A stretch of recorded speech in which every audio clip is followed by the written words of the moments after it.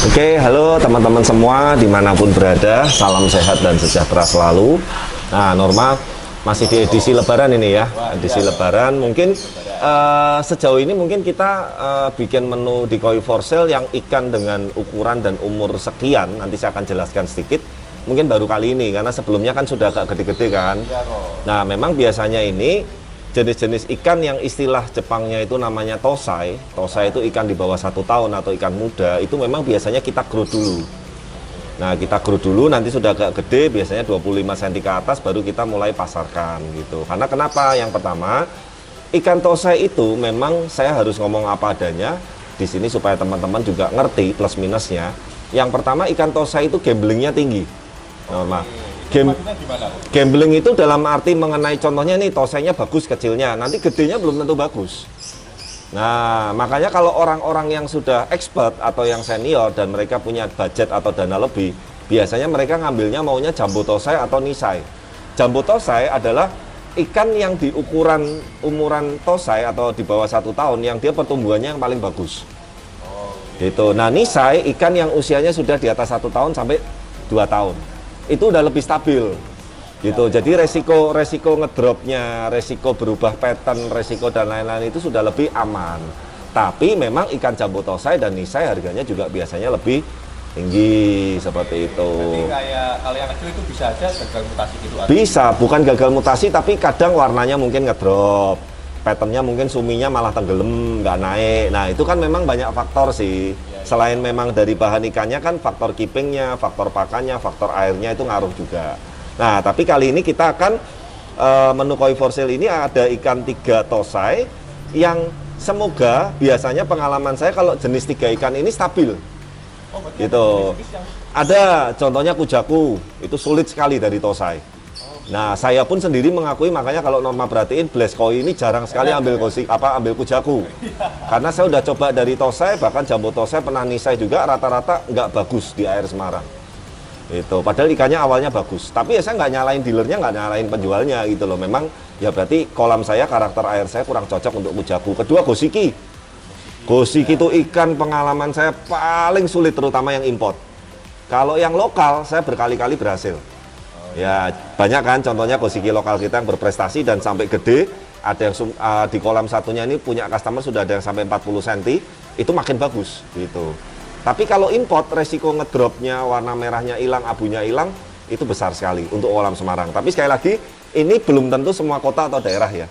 Tapi kalau saya kan yang paling tahu karakter kolam kita, kujaku, Gosiki itu pantangan sekali di kita yang import ya. Oke, kita langsung masuk aja. Nah, yang pertama,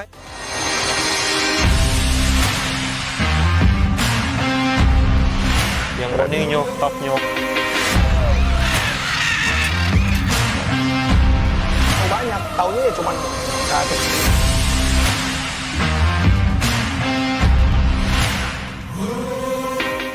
Kita langsung masuk aja. Nah, yang pertama ini ada jenis namanya Sanke.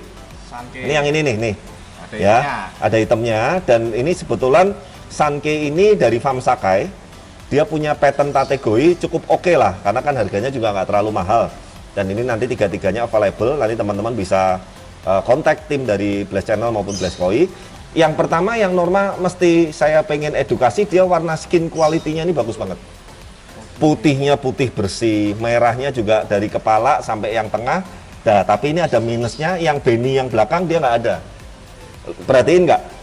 Nah, nih kan merahnya cuma di kepala, tengah sama badan tengah nih. Iya. Kalau itu di pangkal ekor ada merahnya satu lagi, wah harganya bisa lebih gila.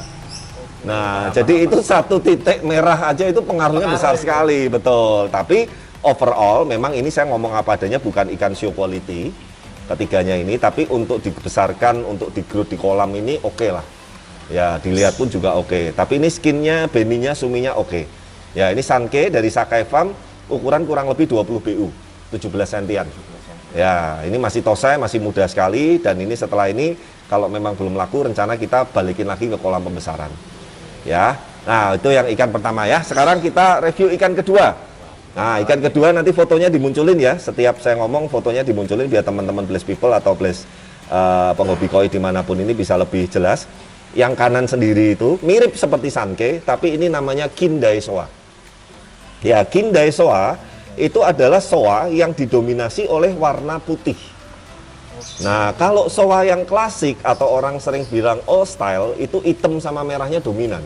Dominan. Ya, Sama tapi ini juga ya. mirip banget sekilas kayak Sankei, tapi ini bukan. Kenapa saya bilang bukan? Yang pertama, dia sirip ada motogoronya kanan kirinya. Kindai soa itu. Ya, kemudian hitamnya sampai di kepala, sampai di depan muka, sampai di mulut. Nah, itu salah satu ciri-ciri soa. Kalau Sankei hitamnya nggak nyampe ke muka, nggak nyampe ke kepala. Gitu. Bedanya yang paling gampang itu. Dan memang biasanya karakter sumi atau hitamnya soa itu lebih dominan. Ini kan masih tategoi karena masih tosai. Nanti seumpama dia udah suminya muncul, dia hitam-hitamnya itu lebih ngeblok daripada si Sankei. Gitu. Ini sama skin quality-nya, bahkan beninya lebih merah, lebih super red dari yang Sankei-nya. Jadi kalau Sankei-nya ini udah merah, soanya ini lebih merah, lebih super red. Ya, super red nih. Ini kondisi belum makan loh. Ikan baru semua. Ya kan, nah ini Kindai soa ini memang sekarang ini banyak digemari karena mungkin orang agak jenuh dengan soa-soa yang merahnya banyak, hitamnya banyak, itu kan sudah umum. Sekarang Kindai soa atau yang putihnya banyak itu banyak sekali dicari juga. Tapi ya tentu saja saya lihat juga sekarang ini kan teman-teman penghobis maupun blessed people ini kan sudah pinter-pinter ya. Jadi yang penting asal kualitasnya bagus, harga juga nggak terlalu over, itu cepet banget laku Kindai soa itu. Nah ini buktiin omongan saya, Kindai soa ini nggak lama ya, pasti ya setelah muncul di menu Blessed Koi for Sale, nggak lama pasti laku. Ya, karena saya ngomong apa adanya, dari ketiga ini yang terbaik Kindai soanya ini. Ya. Ya, dan ini pun belum finish, jadi masih ada kategorinya, dan ini kemungkinan di pangkal ekornya ini bisa keluar merah nih. Oh iya, Ada merah-merahnya ya. Makanya secara patternnya itu lebih bagus. Kan saya pernah bilang bahwa kalau kita cari soa itu juga harus cari pola kohakunya dulu. Warna merahnya dulu.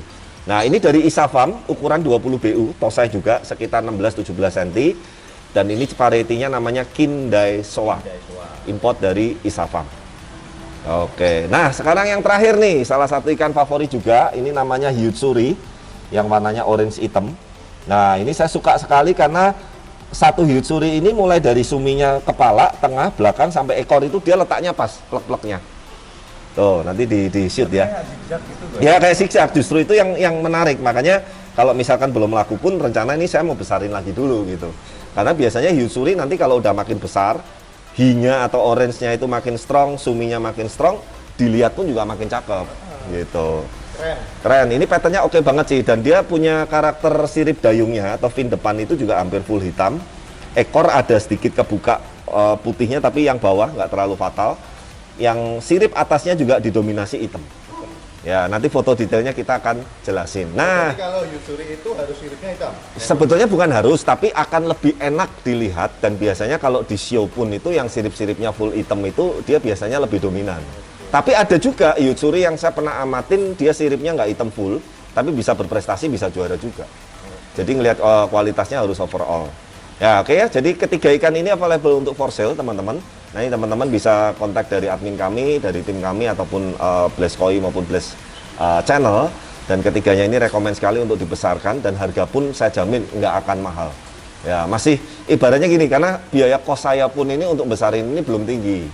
Ya, kalau ikan sudah makin lama keeping, otomatis harganya makin beda, karena kan satu ada kos pakan, operasional, listrik, dan lain-lain.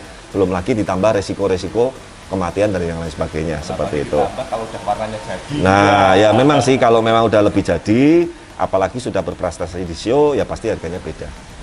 Ya, oke. Overall 3 ini nanti teman-teman bisa kontak, dan semoga video Blessed Koi for Sale kali ini seperti biasanya bisa cocok, ada teman-teman yang suka dan bisa jodoh dengan ikannya dan bisa memiliki ikannya. Oke.